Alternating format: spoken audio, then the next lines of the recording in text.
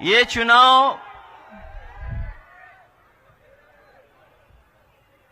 चुनाव केवल कानपुर का चुनाव होने नहीं जा रहा है। ये चुनाव केवल कानपुर का नहीं है। जब मैं और आप यहां पर मैदान में मिल रहे हैं तो बहुत सारे लोगों को जानकारी हो गई होगी कि सुप्रीम कोर्ट का अभी बुलडोजर पे फैसला क्या आया है। अभी जब हम और आप लोग इस जनसभा में खड़े हैं, बैठे हैं, उससे आने से पहले आपको सबको पता होगा कि सुप्रीम कोर्ट ने क्या टिप्पणी की है और इस सरकार का जो बुलडोजर प्रतीक बन गया था उसके खिलाफ जो टिप्पणी की है और सुप्रीम कोर्ट में जो लाइनें रखी गई हैं, वहां के जज साहब जो उन्होंने पढ़ा लाइनों को और जो बोला कोर्ट में, वो कोई भी लोकतंत्र में जो फैसला आया है उसको स्वीकार करेगा, उसको बधाई देगा। मैं इस मौके पर जो सुप्रीम कोर्ट का फैसला आया है सरकार के खिलाफ, उसका धन्यवाद देता हूं, बधाई देता हूं।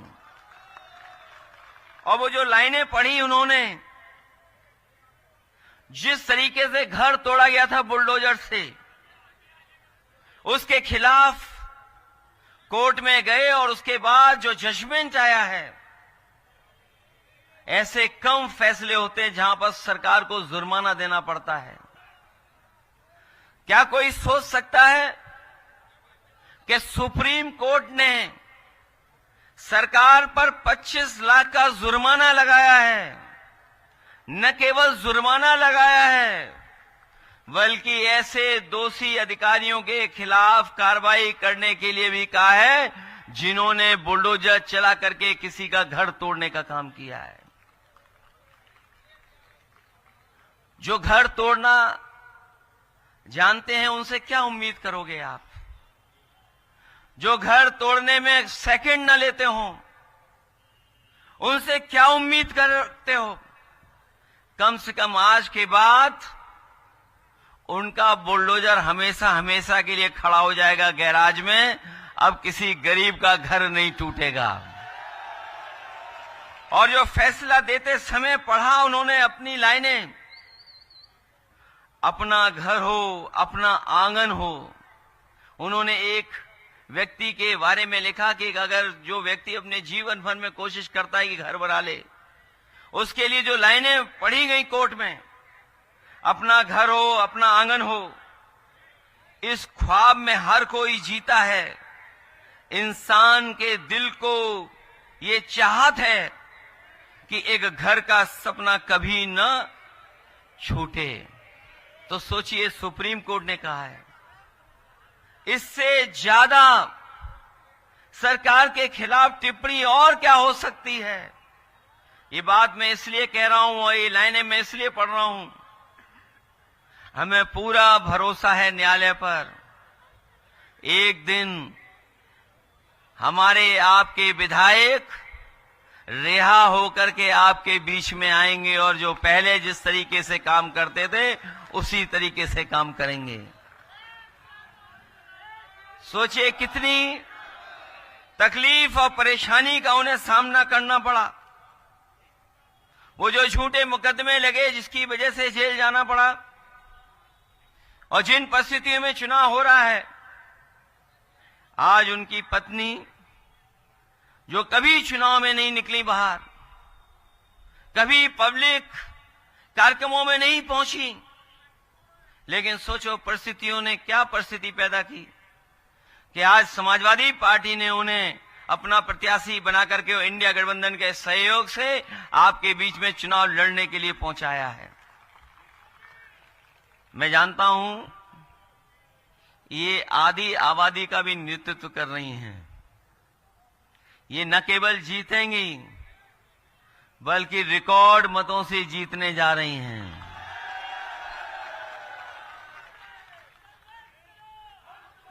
इसीलिए आपने देखा होगा लोग जो बीजेपी वाले हैं वो घबराए और डरे हुए तो है ही हैं, लेकिन जब से उपचुनाव की तारीखें आ गई हैं वो कुछ हिले हुए दिखाई दे रहे हैं। और याद रखना, जो टालेंगे वो चुनाव हारेंगे। और अगर मैं सच्चाई कहूं और प्रतिशत के हिसाब से कहूं तो इस बार भारतीय जनता पार्टी 100% चुनाव हारने जा रही है। और सीटों की गिनती से बोलूंगा तो मैं इस बार 9 की 9 सीटें हारने जा रहे हैं। न केवल हारने जा रहे हैं बल्कि लोग जो हिले डुले और डरे दिखाई दे रहे हैं, जिस तरीके से फैसले आ रहे हैं, जिस तरीके से महाराष्ट्र से आवाज आ रही है, चुनाव वहां हारेंगे और देखना उत्तर प्रदेश की कुर्सी अपने आप चली जाएगी। कोई कुर्सी को नहीं रोक सकता। इसीलिए चुनाव टाले गए। बताओ, चुनाव टाले गए घबरा करके कि नहीं टाले गए? पहले तो चुनाव उन्होंने अयोध्या वाला टाल दिया। वो नहीं चाहते थे कि दोबारा जनता वहां हरा दे उन्हें, क्योंकि मुख्यमंत्री जी खुद गए वहां पर, और एक बार नहीं गए, 3 बार गए वहां पर। 3 बार गए, अधिकारियों को लगा दिया, तमाम योजनाएं उन्होंने शुरू करा दी जो बंद पड़ी थी। लेकिन जब उनका इंटरनल सर्वे आया कि आप तब भी हार रहे हो, तो उन्होंने चुनाव अयोध्या का भी टाल दिया। ये चुनाव बताओ कब होना था आपके बीच में? आज कौन सी तारीख है? इसी दिन इन्हें चुनाव हारना था, लेकिन चुनाव टाल दिया इन्होंने। और कभी सोचा कि उन्होंने चुनाव क्यों टाला? चुनाव इसलिए टाला इन्होंने कि जब इन्हें मालूम पड़ गया कि त्योहारों के समय पर लोग आए हैं, छुट्टी लेकर के आए हैं, घर पर पहुंच गए हैं, त्योहारों के साथ साथ उन्होंने मन बना लिया था कि इस बार भारतीय जनता पार्टी को सबक सिखा करके जाएंगे। जब उनको इस बात की भनक पड़ गई तो उन्होंने 13 तारीख से चुनाव टाल करके 20 तारीख कर दिया। अगर 20 तारीख कर दिया तो कानपुर वाले लोग इतना हैं कि 13 का हिसाब पूरा का पूरा 20 तारीख को करेंगे। यहां कोई चुनाव नहीं बचा। और हमारे जो मुख्यमंत्री जी हैं वो पीडीए के बारे में जानते नहीं हैं। वो कह रहे हैं कि पता नहीं क्या पीडीए है, उनका फुल फॉर्म जो पीडीए का बताया तो मैं बहुत सोचता रहा, ये बताओ एच कहां से आ गया इसमें? जो वो पीडीए का उन्होंने फुल फॉर्म बनाया, मैं सोचता रहा ये एच कहां से आ गया। और सच्चाई तो ये है, जो पीडीए वाले घबराए हुए हैं वो इसलिए घबराए हुए हैं, पीडीए के नारे से उनके पेट में दर्द हो रहा है। पीडीए मतलब पेट में दर्द हो रहा है नारे से। ये जब से पीडीए का नारा चला है और साइकिल का हैंडल हाथ ने पकड़ा है, साइकिल का हैंडल हाथ ने जब से पकड़ा है, घबराए हुए घूम रहे हैं। और हम और आप लोग तो जानते हैं कि ये कलयुग भी चल रहा है, और कलयुग में सब उल्टा पुल्टा होता है। तभी आप देख रहे होगे बोल भी बहुत रहे हैं। वैसे तो हमारे यहां परंपरा ये है कि जो ज्ञानी होता है वो चुप रहता है। तभी हमारे यहां परंपरा चली है मौनी बाबा की। लेकिन पता नहीं उल्टा पुल्टा क्यों हो रहा है। लगता कलयुग है इसलिए उल्टा पुल्टा हो रहा है। जो बुनियादी सवाल हैं उनका जवाब एक भी नहीं है सरकार के पास। सोचिए आप, जो बुनियादी सवाल आज है, आज सबसे बड़ा सवाल यह खड़ा हो गया है कि नौजवान हजारों की संख्या में धरने पर बैठा है प्रयागराज में। वो नौजवान कह रहा है कि हमें परीक्षा कराओ, हम परीक्षा देने के लिए तैयार हैं। लेकिन ये सरकार पता नहीं क्यों परीक्षा कैसी कराना चाहती है। जो लोग नारा दे रहे हैं कि वन नेशन वन इलेक्शन, जो नारा देते हैं वन नेशन वन इलेक्शन, बताओ परीक्षा नहीं करा पा रहे हैं। परीक्षा में न जाने कौन सा बदलाव चाहते हैं। ये योगी सरकार अनुपयोगी है। और जो आयोग है, आयोग बन करके खड़ा है, वो नौकरी नहीं दे पा रहा, वो परीक्षाएं नहीं करा पा रहा। और सोचिए पर्चे कितने लीक हुए थे, याद है आपको कि नहीं याद है? 7 साल में इतने कभी परीक्षा लीक नहीं हुए पेपर, जितने इस सरकार में पेपर लीक हुए थे। और लगातार पेपर लीक हुए थे। और उसका परिणाम यह हुआ था कि नौजवानों ने उत्तर प्रदेश के लोकसभा के चुनाव में जनता का साथ लेकर के इनके खिलाफ मतदान कर करके ऐतिहासिक हार दिलाई थी उत्तर प्रदेश से। ये कभी कल्पना नहीं कर सकते थे, लेकिन उत्तर प्रदेश के किसानों ने, नौजवानों ने मिलकर के इनको हराने का काम किया। जो नौजवान नौकरी ढूंढ रहा है, वो जान गया है कि नौकरी भाजपा के एजेंडा में नहीं है। ये नौकरी देना, पेपर कराना, समय पर नौकरी मिल जाए, वो भारतीय जनता पार्टी का एजेंडा नहीं बचा। और ये न केवल नौजवानों को धोखा दे रहे हैं, बल्कि नौजवानों के भविष्य को भी धोखा देने का काम कर रहे हैं। नौकरी है ही नहीं, रोजगार नहीं। और इलाहाबाद के हजारों छात्र आंदोलन कर रहे हैं। इन पे आरोप लगते हैं, कोई एक आरोप नहीं लगता, इन पे आरोप लगातार लग रहे हैं। परीक्षा प्रणाली में हेरा फेरी करने वाले यही भाजपा के लोग हैं, इन पे आरोप लगता है। गलत प्रश्नोत्तर बनाते हैं, गलत क्वेश्चन पेपर बनाते हैं, और उसका पेपर छपवाने वाले कोई नहीं है, भाजपा वाले हैं। पेपर लीक करवाने वाले भी भाजपा वाले हैं। परीक्षा की तारीख टालने वाले यही भाजपा वाले हैं। परीक्षा रद्द करवाने वाले यही भाजपा वाले हैं।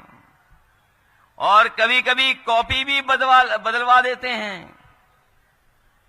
और आपको याद होगा पिछले चुनाव में भी, और आज भी हम कह रहे हैं कि आरक्षण को मारने वाला कोई नहीं, यही भाजपा वाले लोग हैं जो आरक्षण को भी समय समय पर छीनने का काम कर रहे हैं। न केवल आरक्षण को मार रहे हैं, बल्कि रिजल्ट को भी परवाह नहीं करते कि समय पर रिजल्ट आए कि नहीं आए, रिजल्ट को भी टालते हैं। और जब इन सब चीजों से निकल भी जाए तो ये जाकर के कोर्ट में परिणाम को भी उलझाने का काम करते हैं।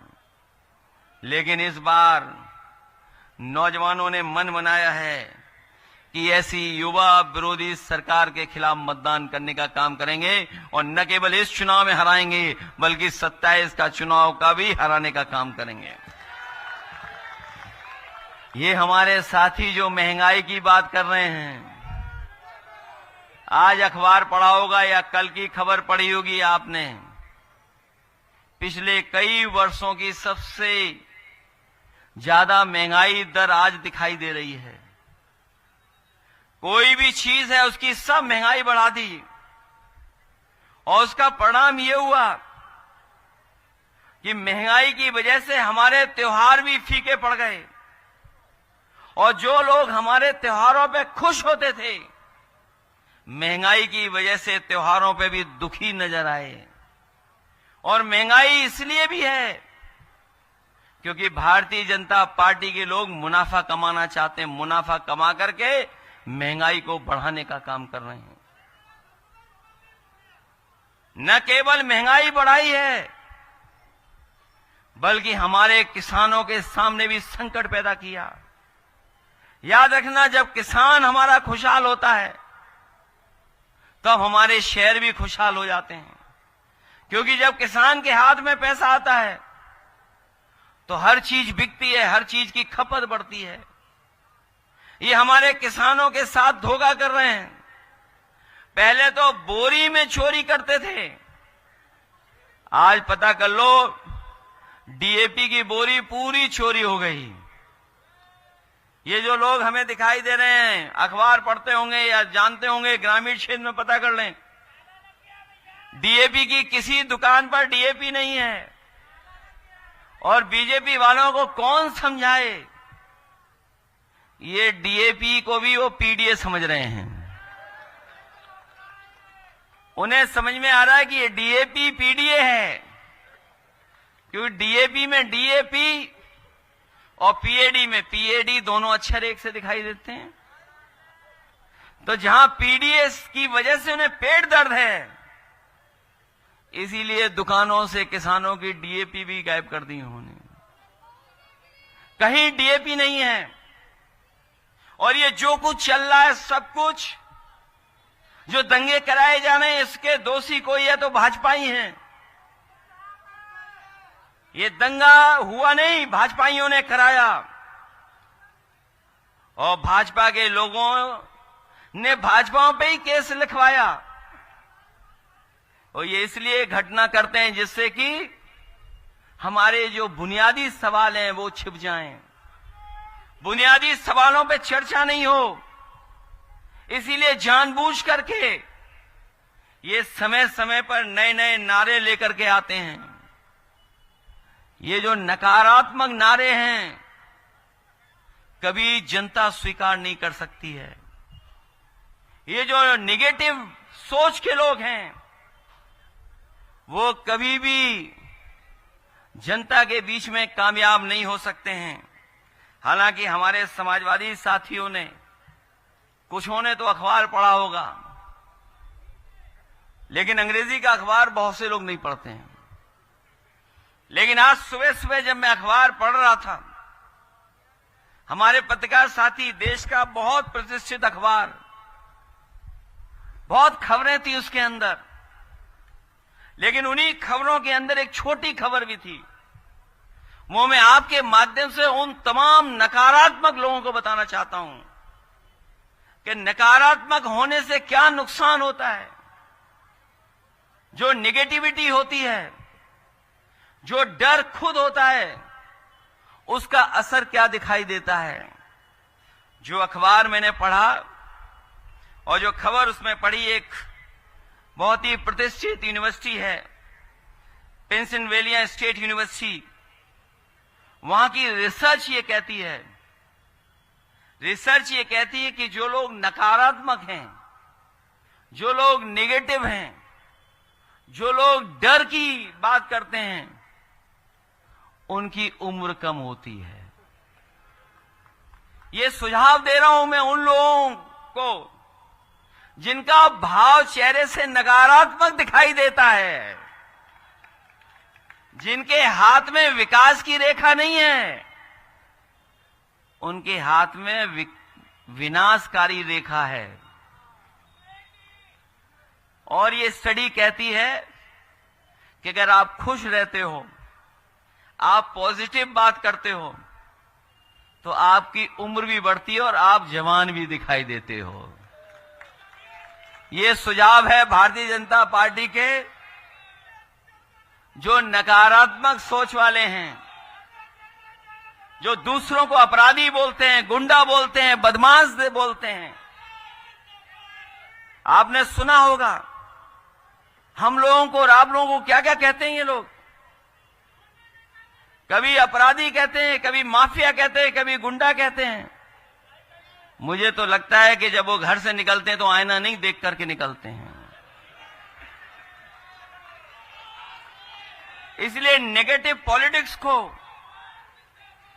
इस बार कोई हराने जा रहा है तो आपकी ये पीडीए की आवाज इनको हराने जा रही है। यही पीडीए प्रोग्रेसिव पॉलिटिक्स का एक हिस्सा है। ये न केवल प्रोग्रेसिव पॉलिटिक्स पीडीए है, बल्कि हमारी आपकी पॉजिटिव पॉलिटिक्स है। हम लोग नेगेटिव पॉलिटिक्स नहीं करते, हम लोग पॉजिटिव पॉलिटिक्स करते हैं। और ये भाजपाई भी जानते हैं कि भाजपा बचाने वाली पार्टी नहीं है, फंसाने वाली पार्टी है। ये लोगों को बचाते नहीं है, लोगों को फंसाने वाले लोग हैं। इसलिए मैं आपसे इस चुनाव में आप सब लोगों से अपील करने आया हूं, मदद मांगने आया हूं कि जहां किसान का सवाल है, नौजवान का सवाल है, महंगाई का सवाल है, नौकरी बेरोजगारी का सवाल है, भारतीय जनता पार्टी के पास कोई जवाब नहीं है। और अब तो इनका बुलडोजर सुप्रीम कोर्ट रोक रहा है। जो लोग इनकाउंटर करके राजनीति कर रहे थे, आपने वो भी पढ़ा होगा और सुना भी होगा कि इन्हीं के सरकार के रहे पहले डीजीपी ये पुलिस को कह रहे हैं कि आज जो आप इनकाउंटर कर रहे हो, कल जब जांच होगी आपकी और जब दोषी पाए जाओगे, पकड़े जाओगे, जेल चले जाओगे, तो आपकी मदद करने कोई नहीं आएगा, सरकार वाले भी मदद करने नहीं आएंगे। इन्हीं के डीजीपी कह रहे हैं जो पहले बने थे। और सोचिए सरकार की सोच कैसी है कि अगर एक इनकाउंटर हो गया, उस पे उंगली उठ गई, तो सरकार कहती है कि अगर ये इनकाउंटर हुआ है, अगर गलत हुआ है, तो इसको बैलेंस करने के लिए एक और इनकाउंटर कर दो। बताओ, सोचो, आप कभी सोचिए जाकर के कि एक इनकाउंटर को बैलेंस करने के लिए दूसरा इनकाउंटर कैसे हो सकता है। ये नकारात्मक लोगों की सरकार है। इनके चेहरे से नकारात्मक भाव दिखाई देता है। इसलिए इस चुनाव में हम आपसे मदद मांगने आए हैं। ये चुनाव कोई सामान्य चुनाव नहीं है। ये चुनाव आपका है, आपका। ये सरकार के लोग चाहते हैं कि समाजवादी लोग हार जाए, लेकिन मैं ये जानता हूं ये सरकार कितनी भी ताकत लगा दे, लेकिन जनता इस बार इनको हरा करके भेजेगी। जनता का चुनाव है, ये जनता जिताएगी। और सोचिए कितना अन्याय हुआ है, जेल भेजने से लेकर के दूसरी जेल भेज देने का। और मैं आपसे कहना चाहता हूं, वो तो कानपुर में ही रखते विधायक जी को, लेकिन क्योंकि मैं मिलने आ गया था विधायक जी से, इसलिए उन्होंने यहां से महाराजगंज भेज दिया। मैं आप सबको कह के जा रहा हूं, उन अधिकारियों को भी कहता हूं कि जिन्होंने ये फैसला लिया है, जब सरकार बदलेगी तो फैसले वैसे ही लिए जाएंगे। जैसा व्यवहार आपका है, वैसा ही व्यवहार हमारा होगा।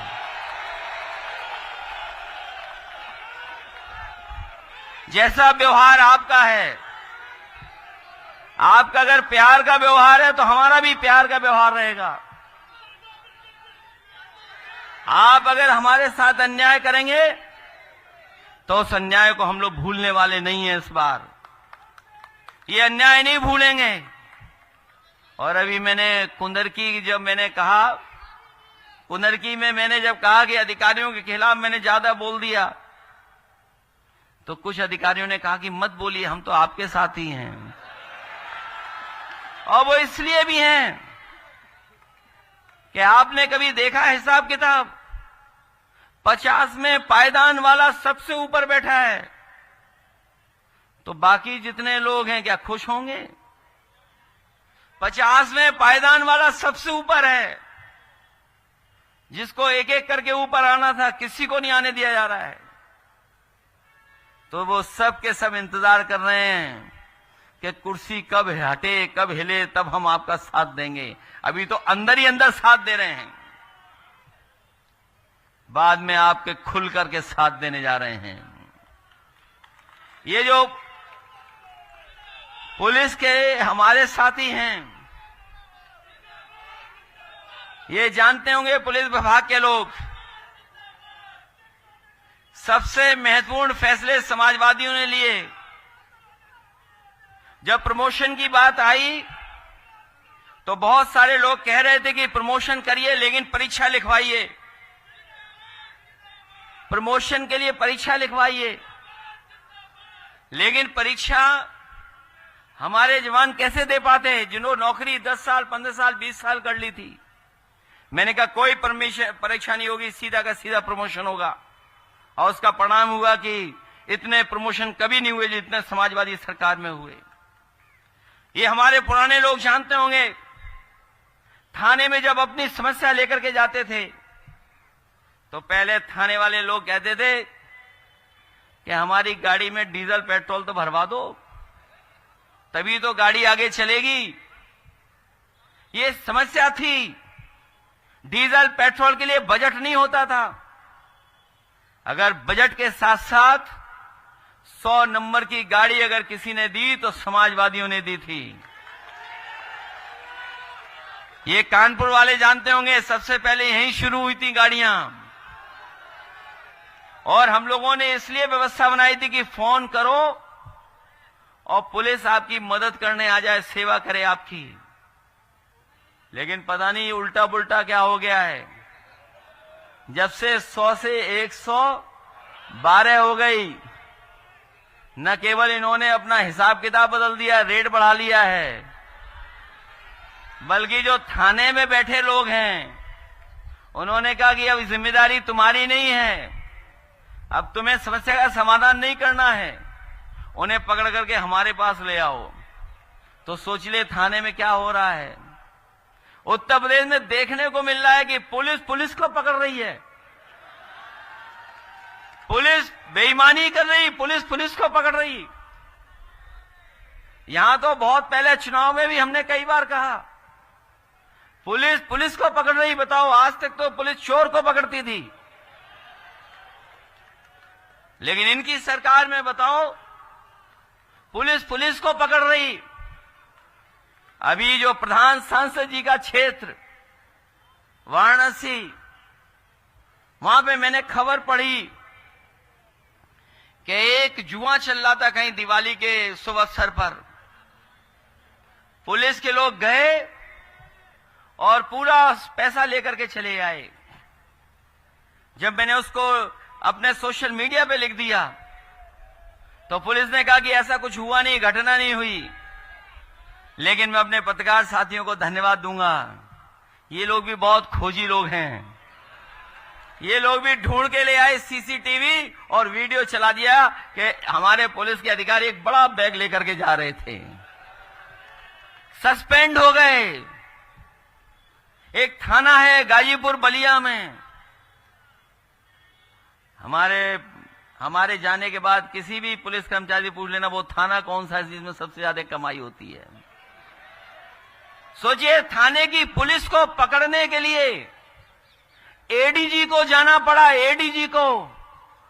और जब एडीजी गए तो रंगे हाथ पकड़े गए, वहां पे रंगे हाथ पुलिस पकड़ी गई और पैसा भी मिला उन पे। बताओ, पुलिस पुलिस को पकड़ रही है, उन्हें पता ही नहीं भ्रष्टाचार हो रहा है कि नहीं हो रहा है। मैं आपसे कहना चाहूं, इतनी लूट और इतनी भ्रष्टाचार कभी नहीं हुआ होगा जितना यहां पर हुआ है उत्तर प्रदेश में इस बार। और ये कानपुर के लोग, कुछ लोग जानते होंगे, जिस समय राष्ट्रपति थे, देश की सुरक्षा सब कुछ कानपुर में थी, उस समय दंगा हो गया और एक तरफा परेशान किया। न जाने कितनों से पैसा वसूल लिया पुलिस ने, न जाने कितनों के खिलाफ कार्रवाई की, पैसा वसूला है, लूट की पुलिस ने। ये जो घटनाएं हम समाजवादी लोग इस बार भूलने वाले नहीं हैं।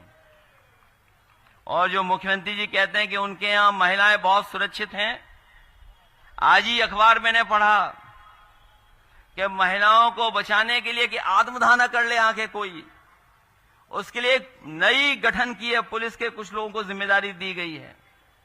100 से ज्यादा अधिकारी लगाए जा रहे हैं, क्योंकि कोई सुनने वाला नहीं है। जिलों में जो गरीब है, परेशान है, मजबूर है, वो क्या करे, कहां जाकर के अपनी समस्या का समाधान करे। कई बार हम लोगों ने खबरें पढ़ी, मदद की उन लोगों की जो लोग दूर दूर प्रदेश में रहते थे, जिनकी कोई सुनवाई नहीं होती थी। वो मजबूरी में आकर के आत्मदाह करते थे मुख्यमंत्री आवास पर। और आप रिकॉर्ड पर मैं कहता हूं ये बात, किसी मुख्यमंत्री के कार्यकाल में, किसी मुख्यमंत्री के कार्यकाल में इतनी आत्महत्याएं मुख्यमंत्री आवास के सामने नहीं हुई जितनी इनके सरकार में यहां पर हो रही आत्महत्याएं। आत्महत्या रोकी जाए इसलिए पुलिस लग रही है, विशेष दस्ता बनाया जा रहा है। ये है उत्तर प्रदेश, इतने सालों बाद ऐसा चल रहा है। इसी को बोलते हैं क्या डबल इंजन सरकार। ये डबल इंजन नहीं है। पहले तो थोड़ा बहुत दिखाई दे रहा था, इंजन से टकरा रहा है। अब तो पूरा उत्तर प्रदेश जान गया है कि दिल्ली वाला इंजन लखनऊ वाले इंजन को एक दूसरे को टक्कर मार रहे हैं। कितनी टक्कर मार रहे हैं वो लोग आप जानते होंगे। और फिर सबसे बचने के लिए इतिहास का सबसे खराब नारा दिया। इतिहास का और लोकतांत्रिक नारा नहीं हो सकता, ये अनकॉन्स्टिट्यूशनल नारा है, अनडेमोक्रेटिक नारा है। बटोगे और कटोगे, ये नारा अनकॉन्स्टिट्यूशनल है, अनडेमोक्रेटिक है। नकारात्मक लोग ही ऐसा नारा दे सकते हैं। और ये नारा जो दिया इन्होंने, ये लगता है डिवाइड एंड रूल जो अंग्रेज दे गए थे उसी से सीख करके दिया है। अंग्रेज तो चले गए, लेकिन उनके वचनवंशी, अंग्रेज चले गए डिवाइड एंड रूल वाले, लेकिन उनके वचनवंशी और विचारवंशी आज भी हैं जो ऐसा नारा दे रहे हैं। ये लोग डर के व्यापारी हैं, ये डर पैदा करते हैं। और इनका कारोबार भी भय का है, भय के कारोबारी हैं। ये डर का कारोबार करते हैं बीजेपी वाले, ये भय के कारोबारी हैं। और नकारात्मक इनकी पहचान है। न केवल नकारात्मक इनकी पहचान है, बल्कि जुबान भी इनकी नकारात्मक है। इसलिए मैं कहना चाहता हूं, जो मन की कुटिलता होती है वो विचारों की कुटिलता में बदल जाती है। और मैं कहना चाहता हूं, जिन्होंने चुनाव टाला है बहुत बुरा हारेंगे इस बार। और ये जो व्यक्ति अपने विचार से बनता है महान, लेकिन कुछ लोग समझते हैं कि वस्त्र बदलने से ही विचारवानी हो जाते हैं, विचार अच्छे हो जाते हैं। व्यक्ति वस्त्र से नहीं, विचार से बड़ा होता है। और विचार और वचन से ही संत होता है। और अगर वो संत नहीं होगा तो उसका अंत भी इस बार जनता करने का काम करेगी।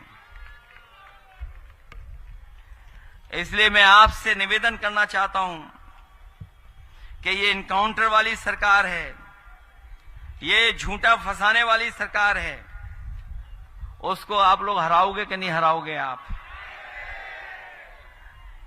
ये चुनाव केवल अभी का चुनाव नहीं है।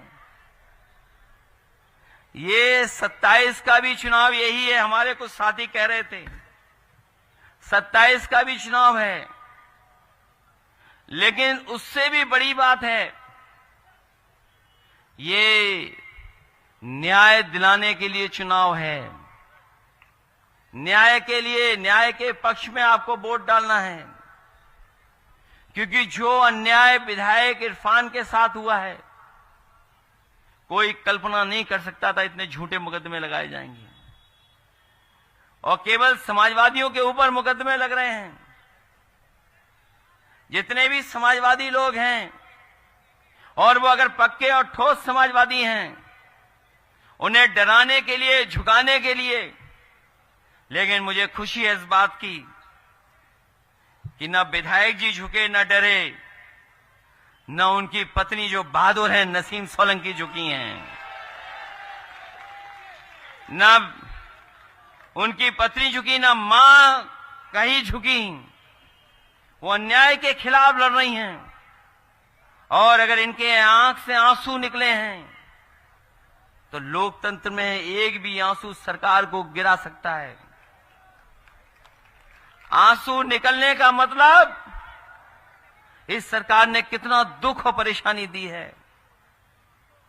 झूठा फंसा दिया और कोई सुनवाई नहीं। इसीलिए तो हम कह रहे थे कि संविधान को मानते नहीं हैं, ये लोकतंत्र को मानते नहीं हैं। और याद रखना, संविधान बचाने की लड़ाई हम लोग थोड़ा बहुत जीते हैं। अभी हम लोग लड़ाई पूरी नहीं जीते हैं। लड़ाई तब जीतेंगे जब दिल्ली और लखनऊ से दोनों सरकारें भारतीय जनता पार्टी की हट जाएंगी।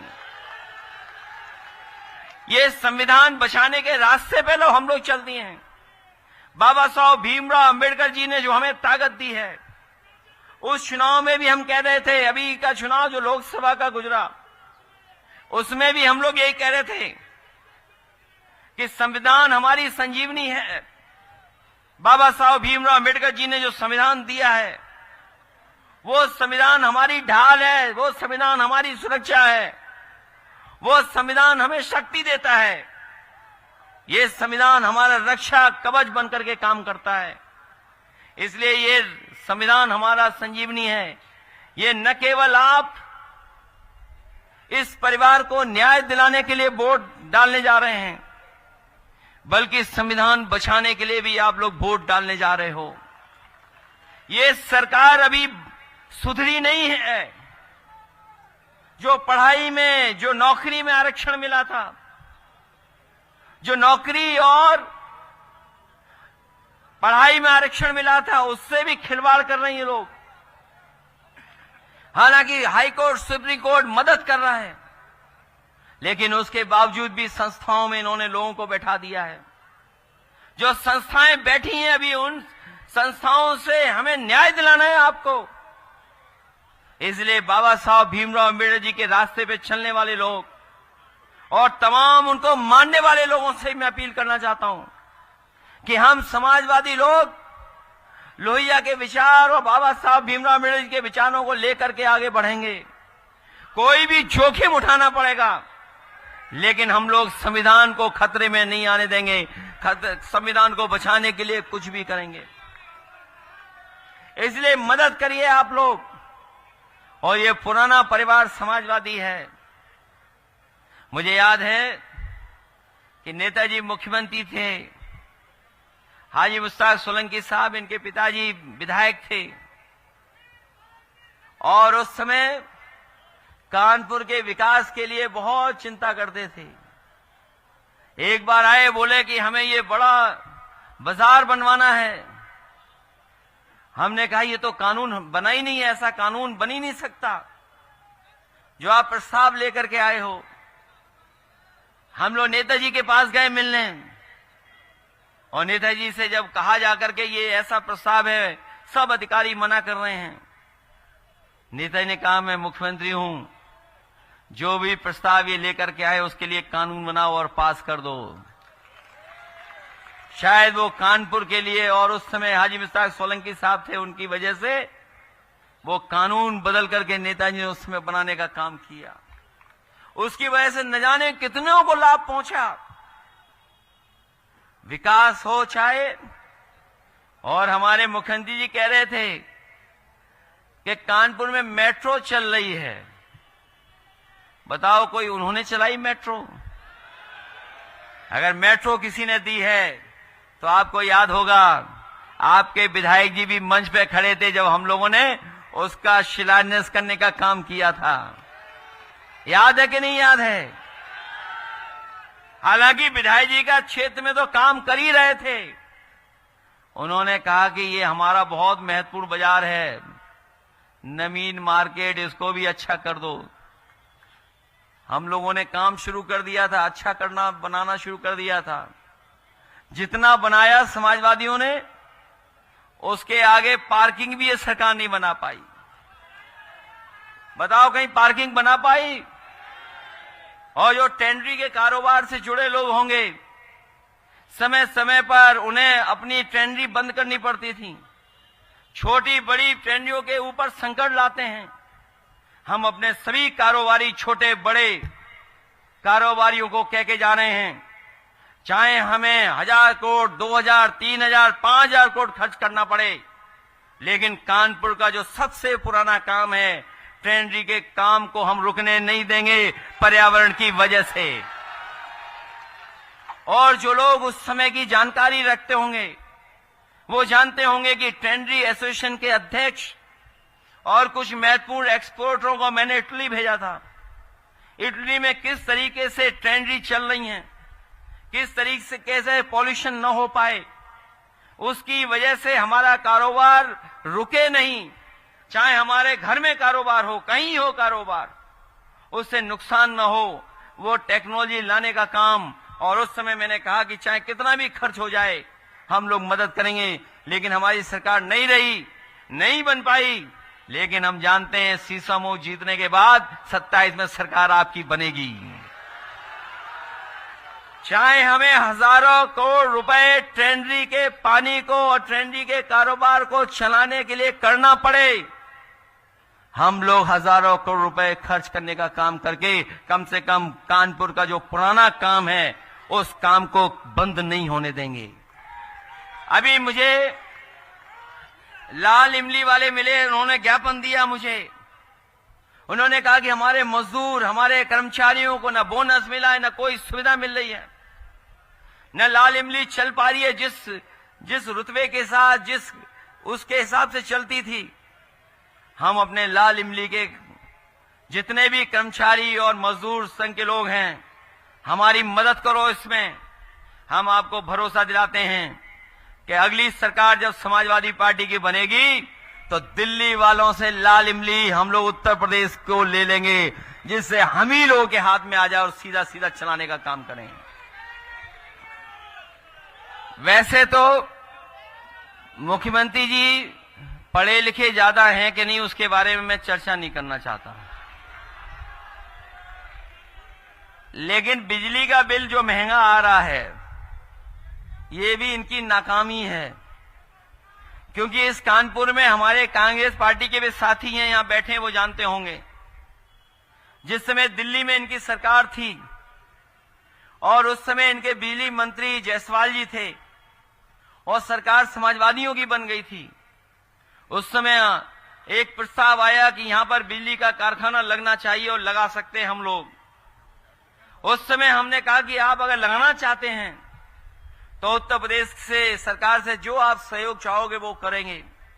मुझे याद है जमीन से लेकर के जो भी सुविधाएं देनी थी उस समय की समाजवादी सरकार ने जमीन से लेकर के सब उपलब्ध करा दिया।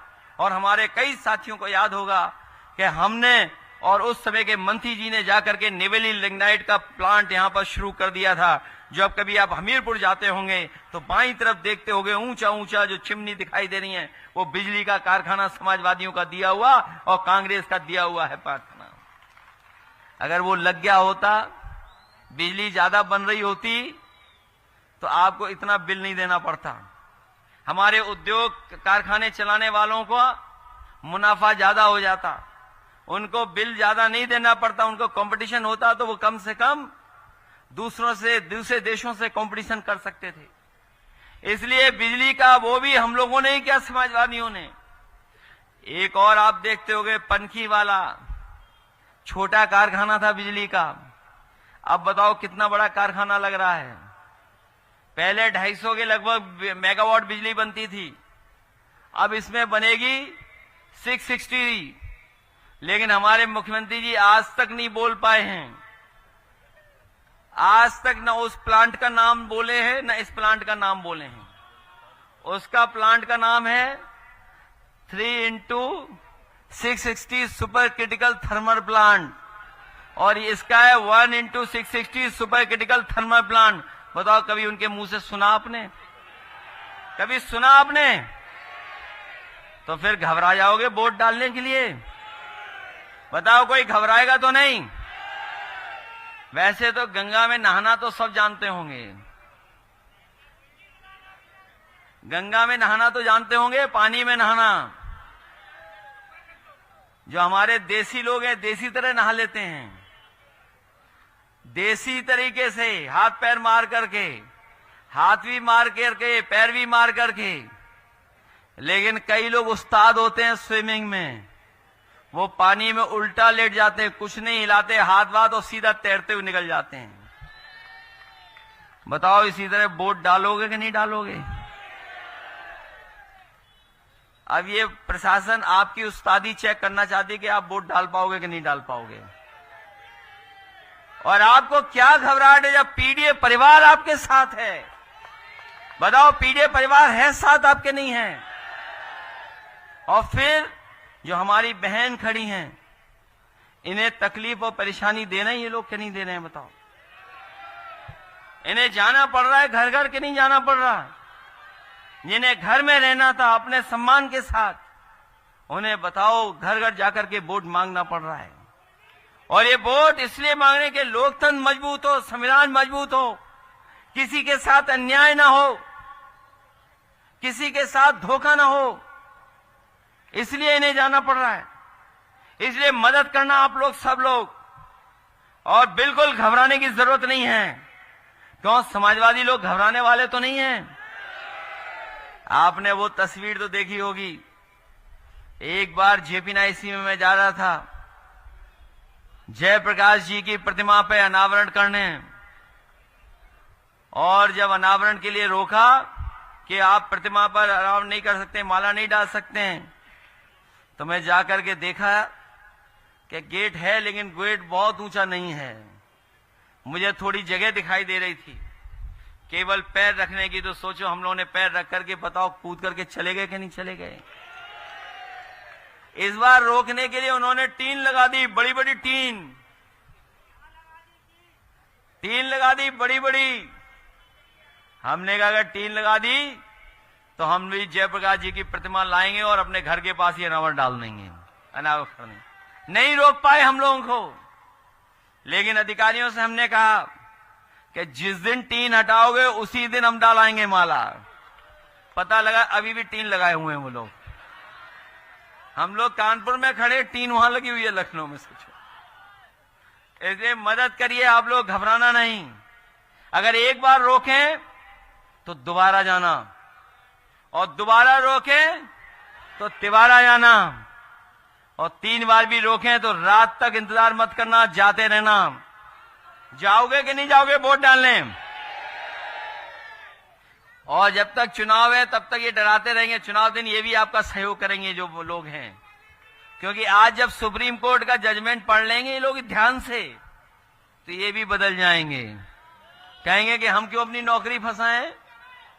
और फिर मोबाइल तो सबके पास है ही, फोटो लेना वीडियो बना लेना बाद में काम आएगा। इसलिए मदद करिए, और बहुत मदद करना सब लोग वोट डालने की।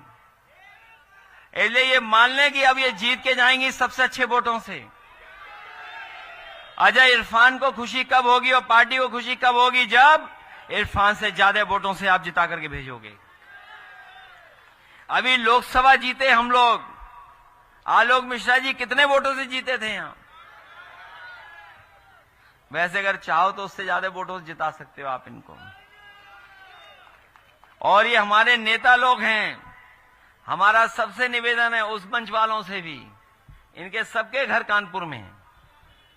कोई कहीं का नेता हो लेकिन सबके घर कानपुर में हैं, चाहे उधर देख लो चाहे इधर देख लो।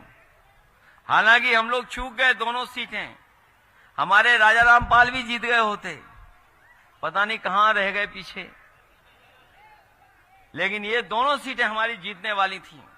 लोकसभा में हम लोग किन्हीं परिस्थितियों पे नहीं जीत पाए। लेकिन इस विधानसभा के चुनाव में कोई गलती मत करना आप लोग, कोई गलती मत करना आप लोग। और हम आपको भरोसा दिलाते हैं, आपकी विधानसभा के लोगों को और पूरे कानपुर को भरोसा दिलाते हैं कि जो विकास अभी कभी नहीं हुआ कानपुर में, आप समाजवादियों को जिताओ, कानपुर का विकास हम लोग कर करके कानपुर को भी एक बड़ा शहर बनाने का काम करेंगे। चाहे हमें आपके गंगा एक्सप्रेसवे से जोड़ना पड़े जोड़ेंगे, और ट्रांस गंगा सिटी को भी अगर बनाना पड़ा तो बनाएंगे, और मेट्रो अगर उन्नाव तक ले जाना पड़ा तो मेट्रो को उन्नाव तक ले जाने का काम करेंगे। इसलिए मदद करिए सब लोग, मदद करोगे सब लोग। वैसे तो अधिकारी बहुत डरे हुए हैं, इतना डरे हुए आप सोच नहीं सकते, और इसलिए डरे हुए हैं आपको ज्यादा पता होगा। बताओ जिला अधिकारी के बंगले में क्या मिला खुदा होकर के। बताओ डीएम साहब को पता ही नहीं लगा कि वहां 8 फीट गहरा गड्ढा खुद गया। बताओ डीएम साहब को पता ही नहीं लगा। और ये स्टेडियम से लेकर के सब किसने शुरू किए थे बताओ आप लोग। मैच करा दिए थे, इसलिए मैच भी होंगे और कानपुर को भी वर्ल्ड क्लास सिटी बनाने का काम करेंगे, जिससे हमारे लोगों को सुविधा मिले और यहाँ का जो पुराना कारोबार है उसको और बढ़ा करके यहाँ के उद्योग और कारखाने को मदद करके कानपुर को और खुशहाल बनाने का काम करेंगे। मुझे पूरा भरोसा है कि जब वोट पड़ेंगे तो यहाँ से समाजवादी पार्टी और इंडिया गठबंधन की प्रत्याशी नसीम सोलंकी जी सबसे ज्यादा वोटों से जीत करके जाएंगी। इसलिए जिताना आप लोग, मदद करोगे सब लोग। ये जो हम लोगों ने बनाया है वहां जो खड़े लोग समझ में नहीं आ रहा, मोबाइल देख रहे हैं लगता है। ये देखो पेड़ के पास जो काली शर्ट और नीला कुर्ता पहने, ये तो कह रहे हैं जिता रहे हैं अच्छे वोटों से। अरे आप ही को पीछे मत देखो, नीला कुर्ता तुम्हारा ही दिखाई दे रहा है यहां तक। मदद करिए सब लोग अच्छे वोट डालवाना। और ये पंडाल फाड़ करके आ गए हैं, छोटा पड़ गया पंडाल हमारा। सब लोग मदद करना। जितनी रैली यहां चल रही है, मैं यहां रैली देख रहा हूं फोटो खिंचवाने वालों की, दाएं हाथ में भी बड़ी रैली है। इसलिए सब लोग मदद करो आप लोग मिलकर के, और इतने वोट देना कि आपकी प्रत्याशी का मनोबल बढ़ जाए और खुश होकर यहां से जाएं। लगे कि और इरफान सोलंकी को भी लगे कि हाँ यहाँ की जनता वोट देकर के उसका सम्मान और न्याय दिलाने का काम करेगी।